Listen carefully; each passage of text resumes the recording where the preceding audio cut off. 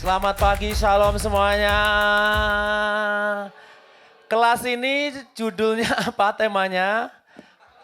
Kompetisi versus kolaborasi. Maka untuk itu kita semuanya harus bisa tepuk 3A ya yang ada di sini. A yang pertama, tepuk dadanya masing-masing, katakan aku dicintai. Percaya Anda dicintai? Emang ada yang mencintaimu? Siapa itu? Oke, minimal Tuhan Yesus mencintaiku gitu aja. Maka kita berani mengatakan aku dicintai. A yang kedua, tepuk pundak kiri kanannya. Permisi, permisi. Dan katakan aku mencintai. Mencintai siapa? Sudah tahu kiri kanan namanya siapa? Kenalan dong. Berani mengatakan aku mencintai, nggak kenal. Aku mencintai ya. Masih. Terus A yang ketiga, gandeng tangan kiri kanannya. C punya gandengan. Ada gandengan ya suster ya. Biasanya gandeng apa? Gandeng pintu atau gandeng sepeda? Hari ini boleh punya gandengan. Dan katakan A yang ketiga, aku menggerakkan. Oke, A yang pertama apa? Bengek gini ya. A yang kedua apa? A yang ketiga apa? Nah, itu bagus banget, luar biasa untuk Anda sekalian ya. Kalau kita bicara berkaitan dengan kompetisi ataupun kolaborasi, itu akan menjadi menarik gitu kan ya. Apalagi kita punya basis yang namanya komunitas. Kita tumbuh kembang dalam komunitas, dalam perkumpulan, organisasi dan sebagainya. Itu akan sangat erat dengan yang namanya kompetisi, ya apalagi soal member gitu kan ya. Wah ini sana kok bagus ya, kita harus buat lebih bagus lagi gitu kan ya. Wah kok dia anggotanya sana ya, kita tarik ke sini gitu kan ya. Sehingga kalau nggak hati-hati kita masuk dalam kompetisi. Kompetisi sehat atau enggak sih sebenarnya? Bagus atau enggak gitu kan ya. Bagus, soalnya membuat energi kita, adrenalin kita langsung naik gitu kan ya. Tetapi akan lebih bagus kalau kita kemudian bisa kolaborasi. Kita akan melihat, aku yang ngendaliin ya, lupa nih. Ini saya recap dulu ada 4 model komunitas. Teman-teman nanti bisa lihat komunitasku itu model yang seperti apa yang sekarang saya ikuti atau sedang saya bangun bersama atau yang sedang saya lirik gitu kan ya kalau belum ikut dalam komunitas. Kata kuncinya kalau komunitas itu ada 2 hal, yakni relasi pribadi dan kerjasama. Ada 2 hal ini ya yang menentukan tingkat kuadrannya itu menjadi maksimal. Kalau relasi pribadi kita oke di dalam komunitas yang terbangun, kalau kemarin ada 4 poin, kalau ketika kita membangun relasi pertemanan, teman-teman udah hafal belum 4 relasi itu? 4 hal yang langkah-langkah membangun relasi. Yang pertama apa? Kontak. Kedua, connect. Ketiga, care. Yang ketiga, 4, challenge. Bukan kawin ya? Bukan ya, challenge ya. Terus kemudian ada kerjasama yang baik di sini. Kalau ini terbangun, relasinya oke, kerjasama bagus, maka hasilnya akan maksimal. Yang menjadi persoalan seringkali 2 hal ini. Maka 4 tadi yang untuk membangun relasi dan kemudian yang penting juga adalah kerjasama. Kerjasama internal maupun eksternal. Nanti kita akan lihat. Yang pertama, model pertama itu komunitas kebersamaan bus kota. Bisa kebayang bus kota gitu ya. Bis desa juga ada ya, angkudes lah ya. Kalau tidak ada bis kota ada angkutan desa gitu ya. Di dalam kebersamaan bus kota ini semuanya itu serba kebetulan. Kita itu ada bergabung bersama dalam bus itu kan kebetulan. Atau ada yang ketika naik bus kota atau kemudian angkutan desa langsung kenalan. Permisi nama saya, ini kamu siapa, dari mana dan sebagainya. Jarang, masuk diam. Masing-masing rasanya anonim, tidak kenal satu sama lain. Kalau bis dari tempat penginapan ke tempat ini, kalian saling kenal nggak kemarin? Kenal, karena diajak untuk berkenalan, mengenal satu sama lain, tujuannya sama ke tempat ini untuk mengembangkan bersama di tempat ini, tujuannya sama. Tetapi kalau kita naik bis kota, anonim, nggak kenal satu sama lain, rasanya asing satu sama lain. Kalau tujuannya sama, umpamanya jurusannya sama, ke tempat yang sama, itu juga kebetulan. Biasanya rata-rata berbeda-beda, maka mutu relasi pribadi satu sama lain itu menjadi sangat rendah. Bis kota. Saya ke gereja ya ke gereja, tiap minggu ya tiap minggu gitu kan ya. Tetapi kalau misa kamu kenal nggak sama kiri kananmu, depan belakangmu, ya ada yang kenal tetapi kebanyakan nggak kenal. Datang karena hanya perayaan Ekaristi. Kalau udah perayaan Ekaristi pulang gitu kan ya. Tidak kemudian sempat untuk bertegur sapa, tidak sempat untuk kenalan satu sama lain dan sebagainya. Maka mutu relasi yang terbangun itu sangat rendah, menjadi asing, anonim, atau bahkan kita kemudian kalau bisa ke tempat gereja yang tidak kenal satu pun gitu kan ya, supaya kalau nangis nggak malu gitu kan ya. Ada nggak ya sampai milih-milih seperti itu gitu ya? Saya mau ke gerejanya pilihannya kayak apa? Yang homilinya singkat, yang misalnya cepat gitu kan ya. Terserah mau di gereja manapun. Setuju?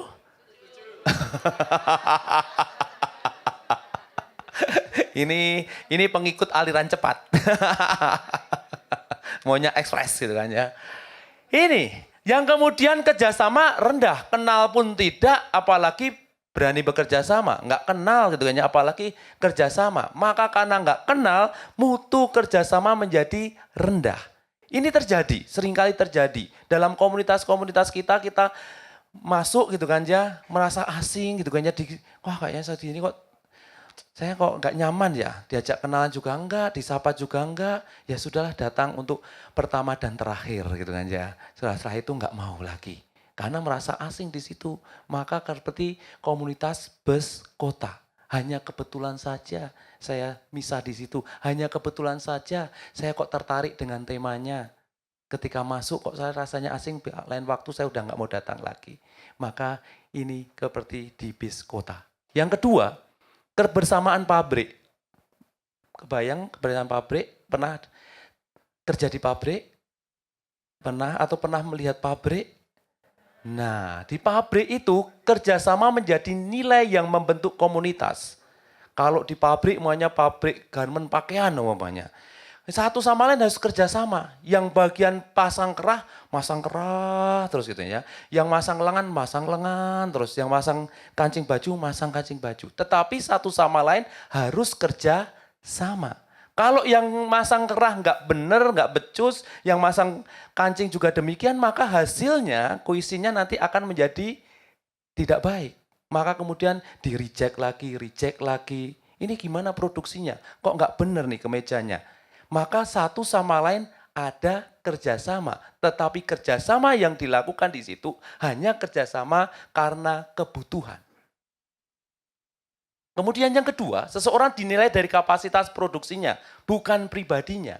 Kalau di situ tidak produktif di perusahaan itu, maka dia sangat memungkinkan kemungkinan besar akan di PHK. Setuju atau tidak? Anda diterima di sebuah perusahaan, di pabrik misalnya, karena Anda bisa bekerja di situ. Punya kompetensi di situ, bisa kemudian melakukan produksi di situ, tetapi kalau tidak punya kemampuan itu, tinggal. Umpamanya ikut komunitas apa? Saya ikut komunitas Kor Romo gitu kan ya. Bahkan suaramu fales, tetapi komunitasnya itu menerima apa adanya gitu kan ya. Meskipun dirijennya mengatakan, tolong kamu pelanin ya suaranya gitu kan ya. Maksudnya planningnya itu apa Pak Dirijen? Oh ya bagian itu tuh memang harus lembut. Padahal suaramu itu bikin kacau loh ya. Kalau perlu dubbing gitu kan ya. Nggak sepertinya ikut bernyanyi tetapi nggak keluar suara gitu kan ya. Maka komunitas ini yang rasanya diukur dari kualitas orang. Apakah dia itu kemudian punya kontribusi untuk komunitas itu atau tidak. Kalau tidak, tendang. Kamu bukan menjadi bagian kami. Kamu suaranya fales, maka kamu bukan anggota kami, bukan komunitas kami. Wah kamu itu nggak lincah gitu kan ya, wah kamu cacat, wah kamu nggak ikut komunitas kami gitu ya. Maka komunitas diukur dari kapasitas pribadinya, kualitasnya, apakah bisa berproduksi atau tidak. Kalau tidak, dibuang. Tidak ada relasi pribadi, yang penting adalah produksi. Kalau perusahaan itu yang penting kan produksi, hasil dan sebagainya. Tetapi kadang-kala kan kalau kita komunitas, itu mau yang bagus, yang tidak dan sebagainya harus kita rangkul. Seringkali yang masuk komunitas itu rata-rata yang membutuhkan rangkulan tangan kita. Setuju atau tidak? Karena tidak diterima di sana, di sana, di sana. Wah, ini di komunitasnya kayaknya welcome. Maka saya datang ke sini dengan segudang masalah. Nah, seringkali kemudian mumpul gitu kan ya, wah banyak masalah ini kan ya. Nah, ini yang rasanya menarik. Kalau perusahaan itu mutu relasinya rendah, yang penting itu produksi. Hingga orang-orang kehilangan jati dirinya. Yang kadang-kala tidak sempat untuk ngobrol, tidak sempat untuk kemudian ngobrolin soal kemanusiaan, soal hatinya, situasinya seperti apa. Yang penting sekarang jam kerja, kamu kerja. Terserah hari ini kamu punya masalah beban berat atau tidak, hari kamu ini kamu sedang diputus atau tidak, hari ini kamu makan atau tidak, nggak penting. Yang penting sekarang jam kerja, kamu harus bekerja maksimal, sesuai standar. Tetapi kalau di dalam sebuah komunitas kan kita seringkali tidak seperti itu, apalagi orang muda gitu kan ya, mau rapat, Romo lapar gitu kan ya. Ini seringkali ini jadi modus-modus orang muda datang minta makan gitu kan ya. Yuk kita makan dulu gitu kan ya. Kadang-kala harus siap gitu ya. Romo-romo siap ya, kadang-kala harus siap dompet ya. Suster-suster, kadang-kala dampingi orang muda, teman-teman juga ngerasain ya. Kadang-kala harus siap untuk itu gitu ya. Kadang-kala wah Romo baru pulang dari kuliah, pulang dari sekolah, sudah makan belum? Pasti jawabannya belum gitu aja. Maka saya kadang-kala ya udah yuk kita cari makan. Saya biasanya cari makannya yang snack-snack dulu, gorengan, yang singkong, gorengan apalagi yang berat-berat gitu ya, yang snack-snacknya. Setelah kelihatan kenyang baru yuk kita makan berat sekarang. Aduh Romo udah kenyang. Jadi edisi hemat. Iya dong, harus cerdas dong. Ini tips untuk para pendamping supaya pengeluarannya tidak terlalu besar ya. Untuk mengganjal perut. Ya. Ini tidak masuk dalam pelajaran. Teman-teman menjadi saingan atau kompetitor. Kalau kemudian ini menjadi seperti perusahaan yang berkualitas kita terima, yang punya kapasitas itu kita terima, maka komunitas kita itu menjadi seperti komunitas perusahaan, satu sama lain itu menjadi kompetitor, bersaing satu sama lain gitu ya. Wah kamu nggak bisa apa-apa di komunitas itu, udahlah kamu keluar saja, kamu tidak punya kontribusi apapun. Nyesek nggak gitu ya, nyesek banget. Tetapi kalau komunitas kan kita mau menerima siapapun dengan kapasitas apapun sehingga keluar atau kemudian ikut komunitas itu kamu menjadi berkualitas. Itu kan harapannya. Kalau teman-teman pendampingan pada orang muda, kalian kan menjadikan orang yang bukan siapapun menjadi someone spesial gitu kan ya. Itu baru komunitas yang luar biasa. Tetapi kalau sebuah perusahaan tidak terjadi seperti itu, yang terjadi satu sama lain itu bersaing. Bagaimana saya bersaing untuk kemudian bisa mengambil hati, saya lebih baik daripada teman yang lain dan sebagainya, tetapi tidak berjalan bersama untuk memperbaiki satu sama lain. Tolong ya, next. Oke, yang ketiga, kebersamaan panti jompo. Nah, pernah ke panti jompo? Pernah tinggal atau pernah main atau pernah apa nih? Hah? Main atau punya cita-cita tinggal di panti jompo? Asik tahu di panti jompo itu adanya aja happy dan happy gitu aja, kegiatannya itu permainan, kegiatannya itu senam-senam, kegiatannya itu makan, tidur gitu kan ya, dijaga. Siapa yang mau ke panti jompo kalau gitu? Saya. Karena kalau nggak hati-hati, teman-teman itu muda tetapi seringkali punya mental pensiun. Setuju atau tidak? Punya tantangan, capek gitu kan ya. Punya pekerjaan, nanti dululah. Itu kan mentalnya mental pensiun. Meskipun usia produktif tapi mentalnya mental pensiun. Kalau gitu mendingan tinggal di panti jompo. Teman-teman mau di panti jompo berarti? Nanti. Suster udah punya cita-cita ya, panti jompo. Panti jompo yang penting relasi antar pribadi itu aman. Tidak kemudian mengganggu satu sama lain. Saya sebelum ini tugas di sebuah paroki yang juga punya panti jompo. Di situ itu oma-opanya itu ya menjaga relasinya karena sehari-hari di situ. Kalau mereka nanti bermusuhan satu sama lain itu menjadi masalah besar. Gitu ya. Maka kemudian mereka ya aman saja, saya nggak ganggu yang lain. Kalau kemudian ada yang tidak benar gitu, wah ngompol gitu kan ya, masa ngompol seperti itu jorok. Dia diem, ngomong paling pada karyawan bisik-bisik. Dia ngompol gitu kan ya. Dia nggak bisa kemudian mengatakan, sudah gede jangan ngompol gitu kan ya. Wah nanti bisa berantem gitu kan ya. Nanti bisa rame gitu kan ya. Nah ini, relasi pribadi yang penting aman. Tetapi kalau sebuah komunitas menjadi lebih baik, kalau ada yang salah perlu ditegur, tidak dibiarkan. Kalau ada yang tidak benar perlu diberi masukan. Tidak bisa dibiarkan. Komunitas akan menjadi lebih baik dengan cara itu. Tetapi kalau komunitasnya menjadi panti jompo, ya ini yang penting aman. Kegiatannya komunitas apa? Ziarah, rekreasi, Romo. Yang penting kita happy, gitu aja, main-main, makan, ziarah ke sana sini, 1 Gua Maria, 5 tempat destinasi makan. Setuju? Setuju nggak kalau selama di Jakarta ini 3 hari kita berada di sini, 5 hari yang lainnya kita keliling untuk tempat-tempat rekreasi dan makan di Jakarta? Nah, setuju, pasti semangat. Berarti Anda semuanya setuju komunitas jompo. Jebakan Batman. Ya, ini yang seringkali terjadi kalau kita tidak hati-hati gitu kan ya. Yang penting aman, sehingga kalau ada yang tidak benar kita diam saja. Tetapi kalau seneng-seneng hayo gitu kan ya. Yang menguntungkanku apa? Kalau ikut komunitas ini apa? Oh ada makan malamnya, oh ikut gitu kan ya. Tetapi kalau kemudian ada acara apa di komunitas ini? Wah acaranya adalah kegiatan sosial. Wah acaranya itu kemudian harus doa, kunjungan. Wah berat gitu kan ya. Nggak asik gitu kan ya. Maka komunitas kalau nggak hati-hati menjadi komunitas jompo.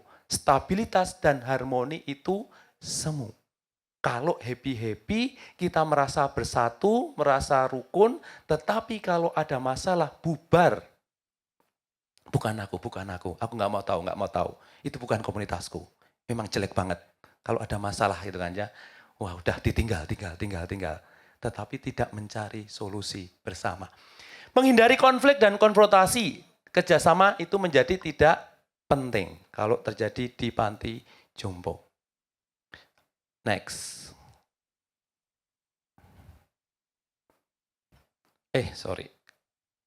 Kebersamaan pasar, model keempat. Di pasar itu ditentukan oleh untung rugi. Kalau pasar tahu ya, teman-teman pasti ahlinya ya. Karena pasarnya kan pasar online gitu kan.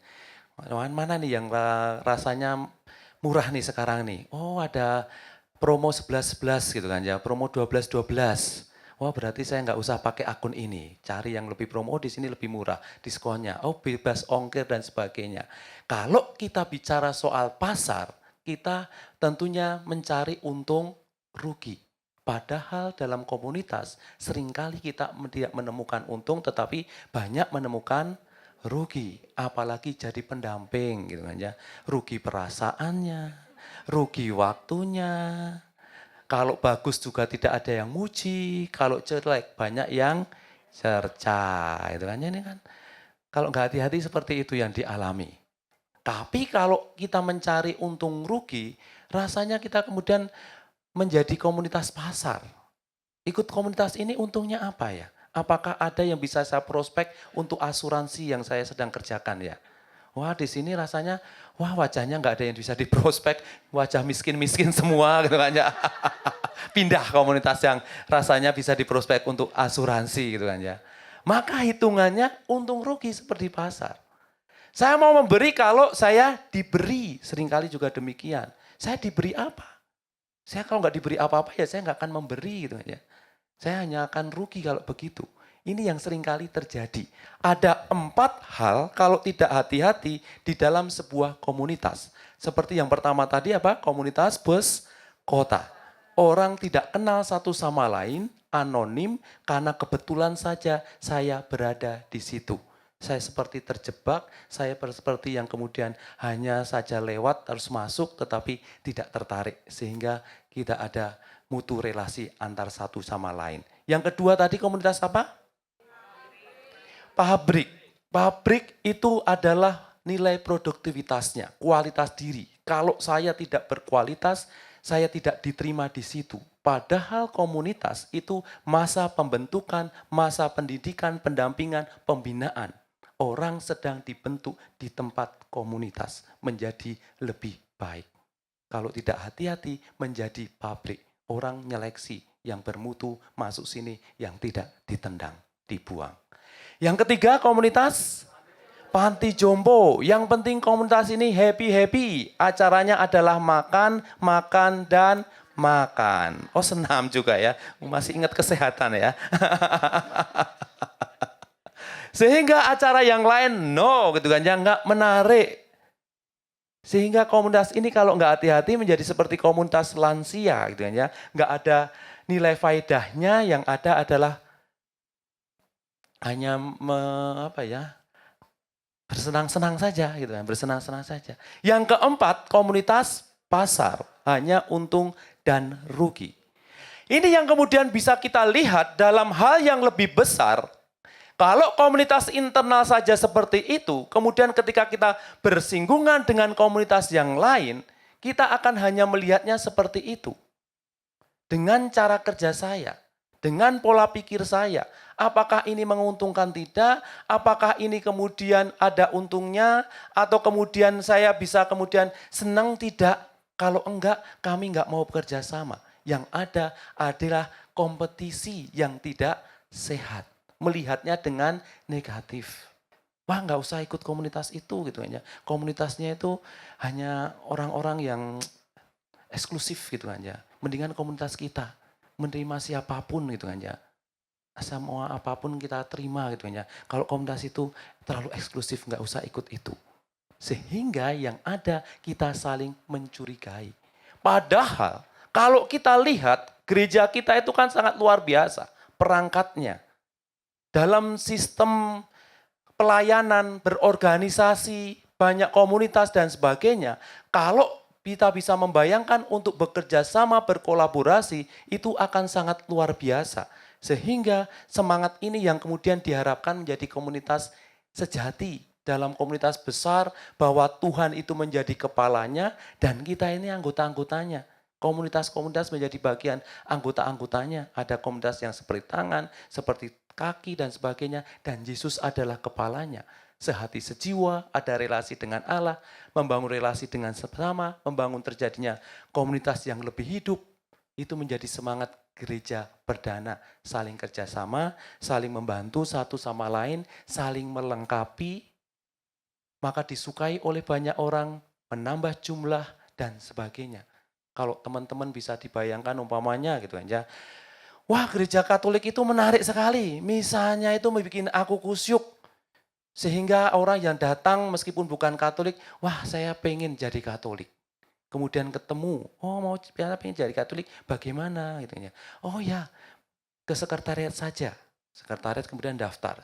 Setelah daftar kemudian disalurkan ke katekis paroki, ikut kelas. Itu kan kerjasama di situ. Sehingga terbangun. Sehingga ada banyak komunitas kalau bisa bekerja sama akan sangat membantu, banyak orang tertarik dan membuat hidup menjadi saling mendukung. Kita bersyukur dalam hidup mengalami tantangan dan beban kehidupan karena seorang pelaut yang tangguh tidak lahir dari laut yang tenang. Maka ada tantangan-tantangan yang dihadapi oleh teman-teman ketika menghidupkan komunitas, organisasi, kelompok dan sebagainya. Kemudian teman-teman bisa melihat selama ini kami ini komunitasnya itu bisa berjejaring dengan yang lain, bekerja sama, berkolaborasi atau tidak. Atau yang terjadi seringkali berkompetisi, seringkali senggol bacok, seringkali tonjok-tonjokan, seringkali kemudian saling menjatuhkan atau sebaliknya.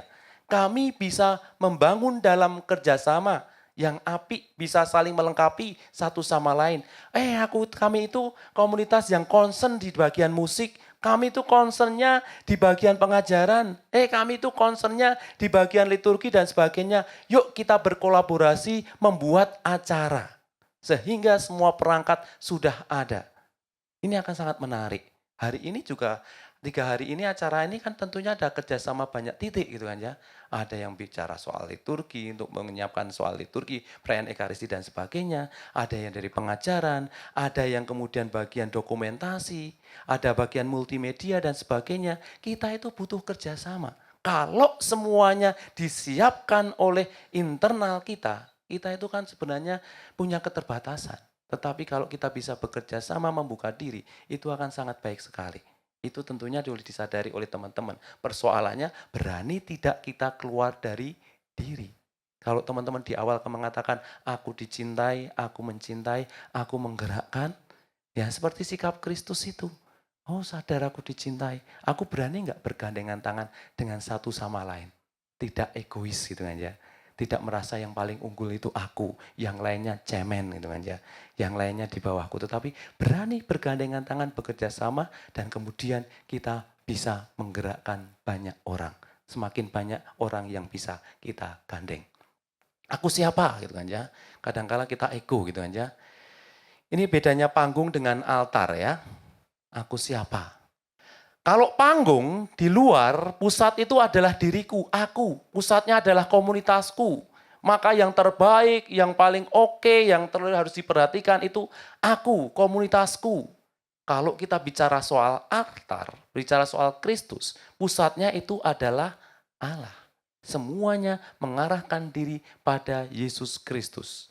Panggung, aku yang utama, aku ini aktor utamanya. Yang lainnya hanya pemeran pembantu, cameo-cameo semua. Kalau nggak ada aku, bubar. Gereja ini hanya komunitasku yang hidup, komunitasku yang menjadi penggerak di gereja ini. Kalau nggak ada komunitasku, maka gereja ini bubar. Kadangkala kita masuk pada posisi panggung, kalau nggak hati-hati.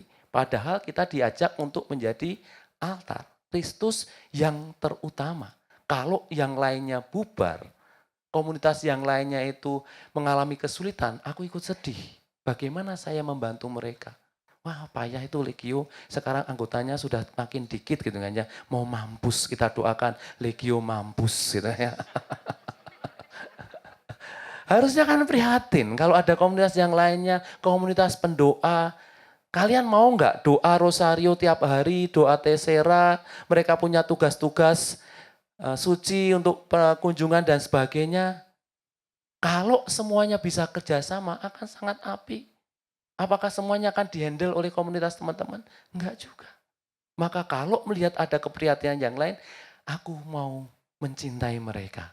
Apa yang bisa aku bantu? Mungkin lewat komunitasku aku bisa promosikan yang mau tersenang dengan rosario, hidup doa meditatif, boleh bergabung gitu kan ya, bisa bagi waktu dan sebagainya, ikut mempromosikan, ikut mendorong untuk kelompok Legio, kenapa tidak gitu kan ya. Panggung, tidak siap malu dan dicela. Kalau di panggungan itu hasilnya perfect gitu kan ya, nggak boleh ada celah, malu kalau nanti kelihatan tompelnya, kalau boleh dibedakin sampai tebel gitu kan ya. Ditacap terus per menit gitu kan ya, karena tidak mau ada celah gitu kan ya. Kalau di altar itu siap malu atau dicela, siap lelah dan kecewa. Kerjasama itu kadangkala juga nggak nyaman. Udah Romo, kami sudah mau membuka pintu kerjasama, tapi kok mereka kok kayaknya sinis ya. Kayaknya melihat kami itu kok kayak ngeri angker gitu ya. Ini nggak apa-apa. Awal-awal kan mungkin penerimaannya nggak baik karena mungkin penuh curiga dan sebagainya. Tetapi kalau betul mau membangun kolaborasi, tunjukkan konsistensi itu. Lama-lama akan tahu, oh memang hatinya baik, hatinya memang tulus mau membantu. Atau mau bekerja sama, berkolaborasi. Bukan semangat kompetisi yang dilihat. Kemudian, kalau tidak hati-hati menghalalkan segala cara. Ini yang tolong dicatat seringkali kalau kita itu anak Kristus, tetapi kalau lupa diri, kadangkala menghalalkan segala cara dengan segala intrik-intriknya. Wah ngomong ke Romo aja, mereka ini pernah melakukan kesalahan ini dan itu gitu kan ya. Play victim gitu kan ya. Supaya komunitas itu dibubarkan umpamanya. Padahal tidak itu aja. Kalau komunitasnya bagus, yuk dibantu kalau memang pernah salah untuk membantunya gimana dan sebagainya. Kalau nggak hati-hati, kita menghalalkan saja cara untuk menjatuhkan yang lain, membubarkan yang lain, untuk nyenggol yang lain, dan sebagainya. Padahal kita punya nilai-nilai Kristiani, soal mengampuni, soal mau bekerja sama, soal membangun lebih baik lagi dan sebagainya. Maka teman-teman rasanya penting hidup saya merasakan saya itu bisa menjadi berkembang, bisa bertumbuh, bisa kemudian melakukan banyak hal karena kolaborasi. Karena saya merasa dengan kemampuan saya itu tidak sempurna, ada batasnya. Tetapi dengan kolaborasi, itu seperti air biasa yang diubah menjadi anggur. Karena ada kerjasama Maria dengan Yesus, kerjasama antara Maria dengan para pelayan, maka kemudian air itu berubah menjadi anggur. Saya juga rasanya banyak bekerja sama ketika bicara soal media sosial. Saya kerja sama Binus, saya kerja sama dengan teman-teman muda yang ahli teknologi tentang media sosial. Kalau kemampuan saya tidak punya kemampuan. Tidak belajar soal itu dan sebagainya, maka saya belajar pada yang lain. Kalau bicara soal kemudian kepemimpinan, leadership dan sebagainya, ya saya tahu baca-baca, tetapi yang expert bidang itu ada orang-orang yang rasanya saya belajar. Maka saya berteman dengan Renat Kasali, dengan timnya dan sebagainya. Karena saya melihat ada banyak hal yang baik saya pelajari dari mereka. Kolaborasi membuat saya cepat untuk kemudian melakukan banyak hal yang menjadi mimpi-mimpi saya. Karena kolaborasi. Next. Masih ada nggak ya? Oh, ini ya. Ya, kolaborasi mau gandengan tangan satu sama lain itu kan berbeda ya. Pada waktu itu ini di World Youth Day di Poland, Bapak Paus turun kemudian mengajak gandengan dari berbagai tempat. Teman-teman ada dari benua Asia, China, ada Eropa, dari Afrika dan sebagainya diajak berjalan bersama, kolaborasi. Yuk kita bekerja sama. Lanjut. Berjalan bersama seperti ini, tujuannya pada Kristus, kita saling bantu-membantu dan sebagainya. Lanjut. Maka 3B, bergerak, berkolaborasi, dan akhirnya berbuah. Mari kita katakan 3B, 1, 2, 3. Bergerak, berkolaborasi, berbuah. Thank you. Mari kita masuk Q&A.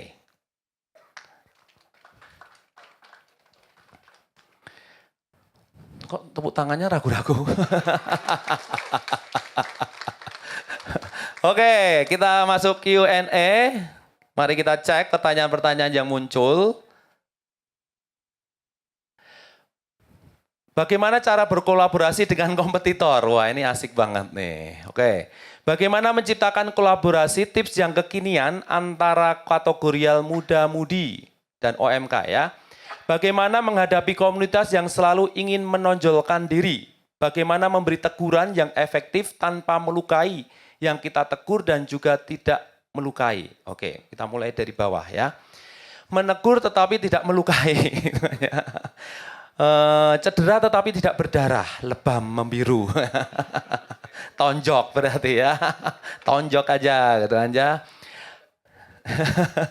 Ini tipsnya ini sederhana sebenarnya. Seringkali kita bisa ngajak mereka ngobrol-ngobrol. Biasanya saya amati siapa yang kira-kira mau saya beri masukan. Nah, dia senangnya apa? Oh, dia senangnya itu musik. Maka saya lewat musik ngobrolnya gitu kan ya. Ngobrol soal musik, habis itu kemudian ketika dia punya trust tinggi, baru ngomong, kok mendengar kamu seperti ini ya? Gimana ya? Maka penting adalah menjadikan orang itu bagian sahabat kita. Kalau sudah menjadi teman, maka kita bisa kemudian memberi koreksio itu. Kalau dalam bahasa rohaninya koreksio fraterna, memberi masukan dalam pertemanan.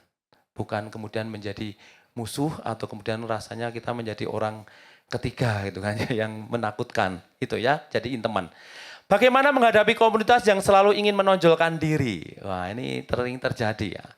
Kita kan seringkali ingin menonjol gitu kan. Siapa sih yang tidak ingin kelihatan seperti bintang di timur gitu kan ya. Sehingga tiga raja sampai kemudian menuju kepada bayi Yesus. Semuanya ingin menjadi bintang yang menonjol. Tapi bagaimana berhadapan dengan mereka supaya tidak kemudian pengennya menonjolkan diri terus ya. Yang pertama, yang perlu kemudian kita upayakan adalah kalau kemudian kita bisa kemudian bicara soal kitab suci, bicara soal kerendahan hati, bicara soal kemudian menjadi murid Kristus. Kalau memang mereka menonjol, kemudian ajak untuk berkontribusi. Yuk, kamu mau nggak bantu ini? Yuk, kamu mau bantu ini nggak? Dan sebagainya. Bantu yang semakin menantang, yang membuat mereka terkapar. Oh, ternyata kami nggak bisa ya ini ya. Ternyata kami belum mampu ini ya. Ini kan sebenarnya memberi kritik bahwa oke, kamu boleh menonjol tetapi ternyata kamu masih punya kelemahan. Yuk mari kita berjalan bersama. Yang kedua adalah bagaimana kemudian mereka diajak kolaborasi untuk hal-hal yang membuat mereka itu yang paling menonjol apa sih? Sehingga keunggulan mereka itu didorong sekalian. Saya seringkali kalau mereka, mereka komunitasnya menonjol sekali soal kemudian praise and worship-nya gitu kan ya. Ya sudah, kalian mau nggak punya kontribusi untuk paroki ini setiap bulan mengisi acara untuk orang muda. Bagian bandnya gitu kan ya. Nah nanti kalau pada titik tertentu mereka akan, wah Romo ternyata nggak gampang ya untuk konsisten dan sebagainya gitu kan ya. Ayo kita bekerja sama bahwa kamu tidak bisa hidup sendiri, harus kerja sama-sama yang lain. Tatapkan dengan realita, itu menjadi kata kunci. Bagaimana menciptakan kolaborasi tips yang kekinian antar kategori muda-mudi dan OMK paroki? Pertama, tanya teman-teman muda biasanya dikumpulkan atau sebar angket dan sebagainya. Apa yang mereka harapkan dari paroki atau gereja, apa yang mereka inginkan dari kegiatan yang bisa menjadi bagian yang mereka bisa bangun bersama atau mereka butuhkan itu apa? Tanya gitu aja. Kalau kemudian udah ketemu misalnya, kami pengen ada acara pertemuan tiap bulan, ada camping, ada seminar, ada temu kangen atau apa sih bahasanya gitu kan ya, atau meet and greet atau apapun itu kan ya.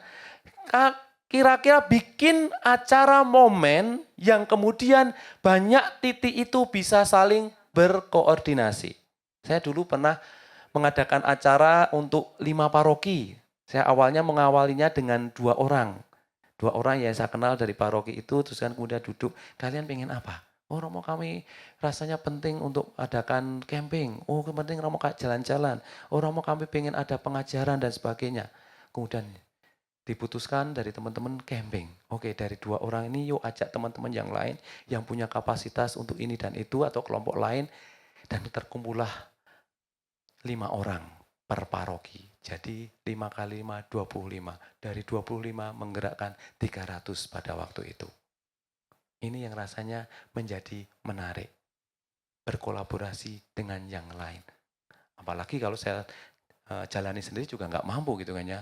Akan menjadi asik kalau kemudian kita punya sumber daya apa saja di tempat kami ini. Lihat gitu kan ya. Kemudian dikolaborasikan. Bikin acara yang semuanya bisa ambil peran dan bagian di situ. Awalnya nggak gampang, ya.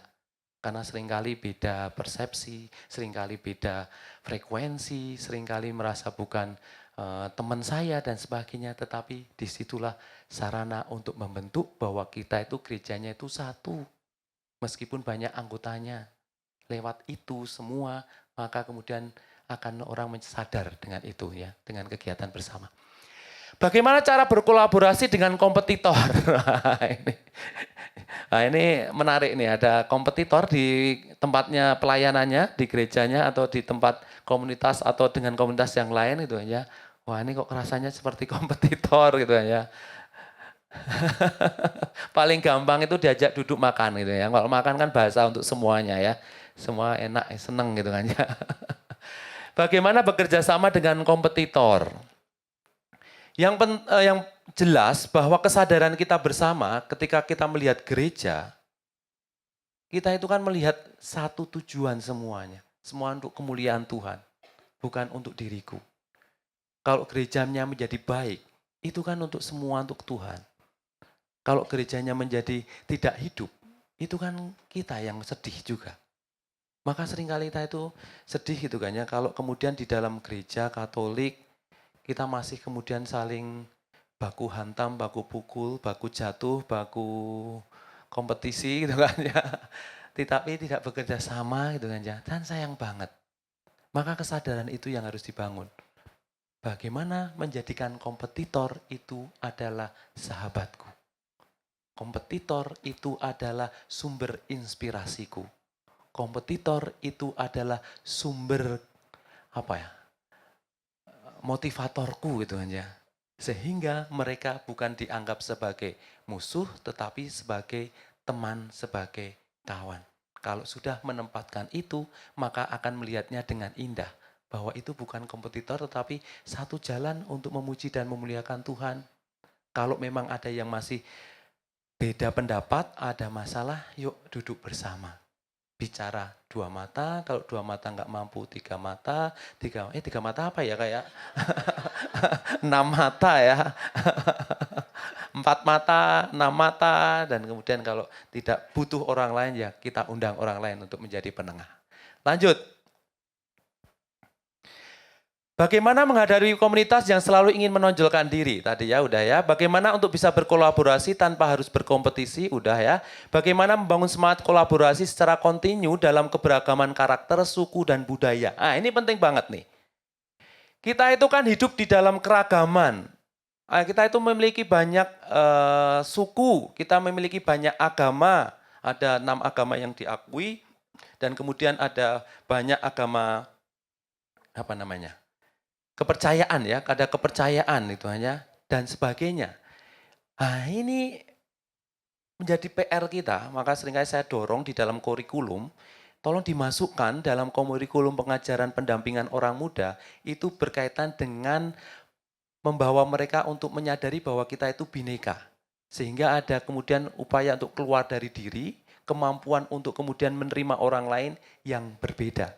Maka dalam pendampingan saya berharap ada pendampingan ini. Supaya kontinu seperti apa? Bikin program yang rutin. Saya terakhir umpamanya di paroki tempat saya ini ya. Saya punya program rutin untuk teman-teman muda itu 3 bulan itu acara besar. Acara besar itu mereka menamakan diri, kok saya udah lupa ya. Meninggalkan paroki jadi lupa ya. Apa namanya?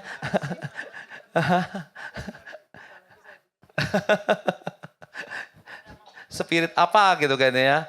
Itu 3 bulan sekali. Itu untuk semua kelompok kategorial muda.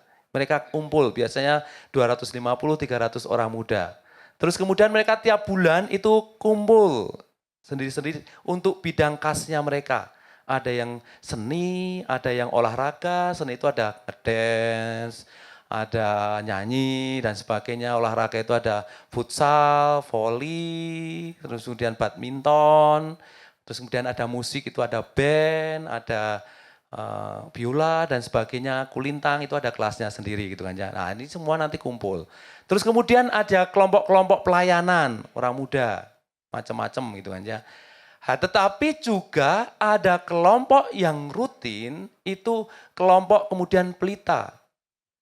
Kelompok pelita itu peduli lintas agama gitu kan ya. Itu orang-orang muda semua isinya. Orang-orang muda semuanya. Itu mereka juga punya program-program rutin. Entah kemudian kumpul namanya itu Kamisan. Kalau Kamisan itu mereka tiap Kamis ngumpul bersama. Ngobrol soal isu apapun yang terjadi di kota itu. Misalnya, oh sekarang banjir. Oh abrasi. Oh ada stunting. Oh apa, itu kan soal kemanusiaan semuanya bicara soal itu. Dari hal yang itu, hari kegiatan-kegiatan itu, kemudian terciptalah program yang kontinu. Kalau kita bisa bicara soal kemudian PR di Indonesia, di tempat kita, itu menjadi bagian yang menarik. Agama apapun, suku apapun, pasti akan masuk di situ. Tidak bisa kemudian, oh banjir itu hanya kena untuk orang Flores saja. Ya, kalau ke kelompok Sunda gitu langsung menghindar banjir itu. Jadi hanya menimpa orang Flores gitu kan ya. Enggak juga. Kalau banjir itu ya kena semua. Maka bicara isu yang terjadi itu menjadi menarik. Dan semuanya bisa gabung, berkumpul. Maka kegiatan-kegiatan itu ya. Maka di gereja kami sebelum saya pindah ini menjadi rumah bagi mereka, rumah kedua untuk berbagai agama itu. Yang terakhir kemarin Natal gitu kan ya, mereka itu ngucapin selamat Natal di gereja itu. Najis loh, aku bilang gitu ya. Kalian ngomong seperti ini, enggak apa-apa Romo, kami enggak apa-apa, kami mau upload gitu kan ya. Ada yang bikin konten, memuji Jiblapan dengan Bunda Maria gitu kan ya, Bunda dan saya gitu kan ya, dan sebagainya. Itu kan menarik, karena keterbukaan itu. Jadi acara-acara panggung atasnya salib udah biasa banget gitu kan ya. Mereka berdoa Islam, berdoa Hindu, Buddha dan sebagainya. Karena memang sadar pertemanan penting untuk menjawab persoalan-persoalan yang terjadi di sekitar kita. Persoalan kita kan banyak itu kan ya. Oke, sudah close pertanyaannya. Oke, sudah habis waktunya. Apakah masih ada yang sangat penting kalau ada satu dari teman-teman? Oke, satu saja ya. Oke. Iya, terima kasih. Saya mau bertanya aja, misalkan jika memang kita dari komunitas dan kita basisnya itu di keuskupan, dan bagaimana kita berkolaborasinya dengan DPP di paroki-paroki. Nah, ini seru nih. Komunitas versus DPP. Nah, atau DPP versus Romo Paroki. OMK versus DPP. Wah, seru nih. Gereja menjadi hidup gitu kan ya. Ini yang memang sering terjadi gitu kan ya, sering terjadi. Maka saya nggak tahu secara sistem di DPP apakah ada seksi yang membawahi bidang komunitas kategorial. Nah ini semoga menjadi penyambung lidah. Tapi kalau pertama tidak bisa menyambung lidah, malah mengacaukan gitu kan ya, bisa tidak diajak ngobrol bersama.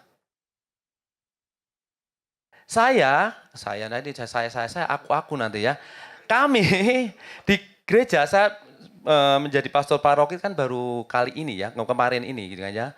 Saya mencoba apa yang menjadi teori saya itu saya pakai gitu kan ya. Dan memang sangat berfaedah sekali. Membantu sekali. Gereja menjadi sangat hidup, semuanya elemen komunitas itu semua memberi diri dengan yang terbaik. Karena yang pertama-tama adalah prinsipnya dirangkul semuanya. Semua yang ada di sini itu punya kontribusi besar untuk gereja ini. Sehingga kekasan masing-masing itu akan sangat membantu. Kedua, paroki gereja akan sangat support. Support dalam arti dukungan untuk kemudian kalau bisa mandiri syukur, kalau tidak bisa mandiri kami akan dukung. Butuh fasilitas apa? Tempat, ayo kita dukung. Dana, siap kalau mampu. Tapi rata-rata dengan dukungan itu, feedbacknya itu sangat luar biasa. Umpamanya yang terakhir kita itu membentuk komunitas lansia senam pagi. Romo kami lansia kok nggak diperhatikan, maunya apa? Karena semua anak-anak sampai dewasa udah jalan semua gitu kan ya. Ya kami pengen ada senam gitu kan, padahal udah ada tiap bulan itu kumpul lansia, mereka masih ini senam. Oke, yuk senam. Ada halaman sebelah kita bangunkan taman terus kemudian untuk senam tiap Selasa dan Kamis. Terus kami tuh kalau habis senam itu makan Romo, oh boleh aku tuh. Terus biayanya gimana? Kami biayai gitu kan ya. Kami biayai, oke ayo senam, aku ngomong pada pengurus, kasih guru yang terbaik. Senam apa yang mau? Ada senam dance, kasih yang di tempat ini terbaik siapa? Beri, bayar. Untuk senam latihan tai chi, guru-gurunya bayar. Kita datangkan. Terus kemudian saya minta tolong kalau semua sudah disediakan setelah senam nanti ada kotak kolekte diisi. Nah, karena tingkat kepuasannya tinggi, mereka dengan sukarela memberi. Paroki 0% mengeluarkan dana. Bahkan sekarang sangat banyak mereka membantu paroki dari dana kotak itu. Maka seringkali kan kita khawatir ketika mau mengeluarkan sesuatu. Yang menjadi persoalan kan seringkali dana, tempat gitu kan ya. Dua ini ya. Kalau semuanya ini disediakan, sebenarnya mereka akan memberi support yang terbaik. Atau kemudian relasi butuh didengarkan. 3 poin ini. Sebenarnya arahnya apa, maunya apa, kalau sevisi hayo, kalau masih kurang diluruskan. Seperti itu. 3 hal ini. Dana, fasilitas, dan relasi. Satu visi. Nah ini kata kuncinya. Mana yang masih menjadi persoalan? Kalau 3 hal ini masih ada persoalan 1, 2, atau 3, obrolkan bersama. Obrolkan dengan pengurus DPP, kalau dengan baik-baik ya, dengan baik-baik. Terus kemudian kalau 3, dengan pimpinan Romo Paroki. Itu yang seringkali dilakukan. Yang kedua, kalau tidak manjur juga, tunjukkan bahwa komunitasmu itu sesuatu komunitas yang terbaik hasilnya. Seringkali saya ngajari, Romo Paroki itu sebenarnya kelemahannya karena tidak mengenal kamu. Karena seringkali OMK versus Romo Paroki atau versus DPP. Karena kalau mereka ini langsung siap diviralkan ini kayaknya. Untuk senjata ini Romo dengerin gitu ya. Karena seringkali Romonya nggak kenal. Taunya yang terjadi di mejanya ada proposal. Oh, ini proposal lagi OMK, proposal lagi OMK. Ini hanya hura-huranya, foya-foya dan sebagainya. Seringkali yang terjadi itu karena Romonya tidak mengenal. Maka ajak, kadang-kala Romonya, ya mau ajak. Romo ajak makan, meskipun yang bayar nyari Romo. Ajak makan aja dulu gitu kan ya. Deketin Romonya, senengnya apa Romo ini gitu kan ya. Tapi kenalkan diri pada Romonya, terus kemudian perkenalkan komunitas Anda. Kalau lebih baik lagi, tunjukkan apa yang telah teman-teman lakukan. Kalau ada dampak hasilnya, kepercayaannya akan lebih tinggi. Maka saya mendampingi orang muda, yang saya arahkan pertama-tama adalah hasil. Yuk ada sesuatu yang bisa dilihat oleh orang lain. Kalau ada komunitas yang senang nyanyi, yuk bikin kompilasi album lagu. Yuk kita bisa membuat apa di paroki gereja ini dan sebagainya. Ketika semua orang udah lihat hasilnya, udah deh. Tingkat kepercayaan apapun akan ditunggu dengan kegiatan yang Anda lakukan. Itu kayaknya mudah tetapi pelaksanaan gak gampang ya. Tetapi saya membuktikan itu, saya mendorong banyak hal itu dan sampai sekarang rasanya masih menjadi hal yang mujarab untuk mengembangkan. Maka mari kita upayakan membangun kolaborasi satu sama lain. Mari kita tepuk 3A. A pertama apa? A yang kedua? A yang ketiga? Thank you.